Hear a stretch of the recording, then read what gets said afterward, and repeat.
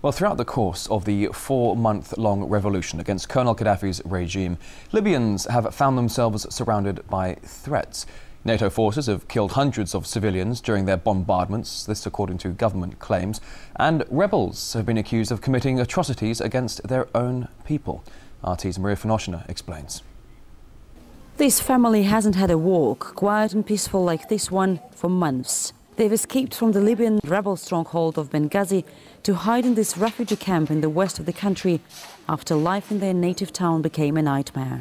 It's not safe there anymore. It's become dangerous. And it's not only because of explosions and gunshots.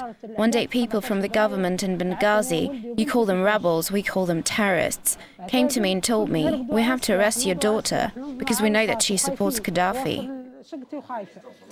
The escape has been long and hard for the women and their family. I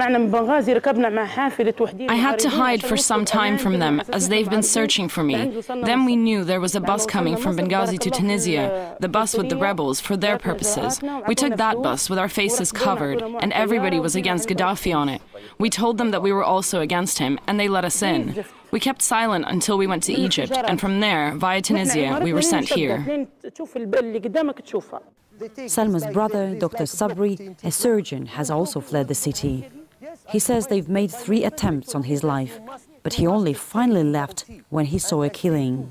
And they take him from ICU and killing him in front of ICU and hanging his body on the wall of the Jallah hospital. The doctor says people from the National Transitional Council were behind it. This is the rebels' official political body, set up after the revolution in Libya started in the mid-February. Its members are recognized by many countries throughout the world as the only legitimate representatives of Libya. There is no other opinion than their opinion. So? You must be with them or you are against them. They talk about freedom and democracy. There is no freedom or democracy. They just want to power. The refugees here say they now finally feel safe, but it's not that safe from this side of the front line either. These people have gathered in the west of Tripoli to bury those killed in a NATO airstrike, according to Libyan government officials.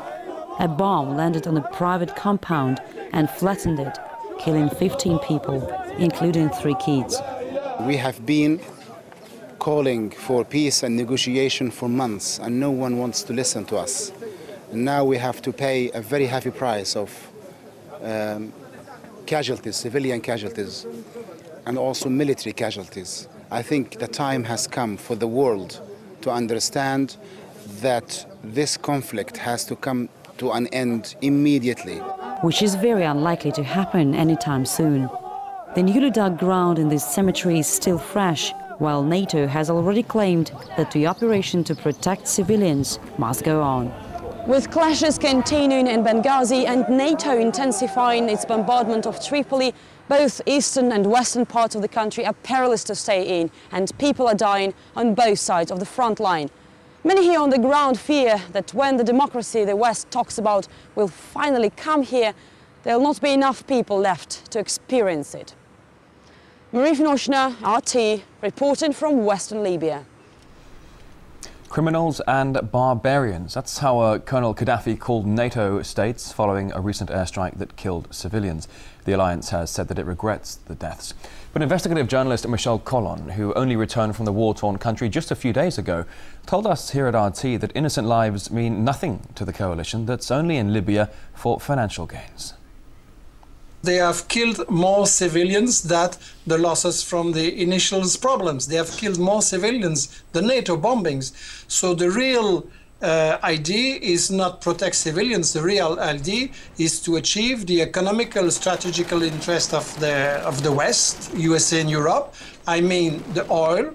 I mean the financial reserves of Libya. I remind that the USA is a bankrupt country, and also preventing that Gaddafi would be a sort of alternative to the IMF, some bank for African development. The whole idea is to make the public international opinion accept the idea that NATO is the cup of the world and that NATO has the right to make wars where they want. We visited people in hospitals and we saw victims, and indeed the civilian population is attacked. That must be very clear. It has nothing to do with humanitarian war.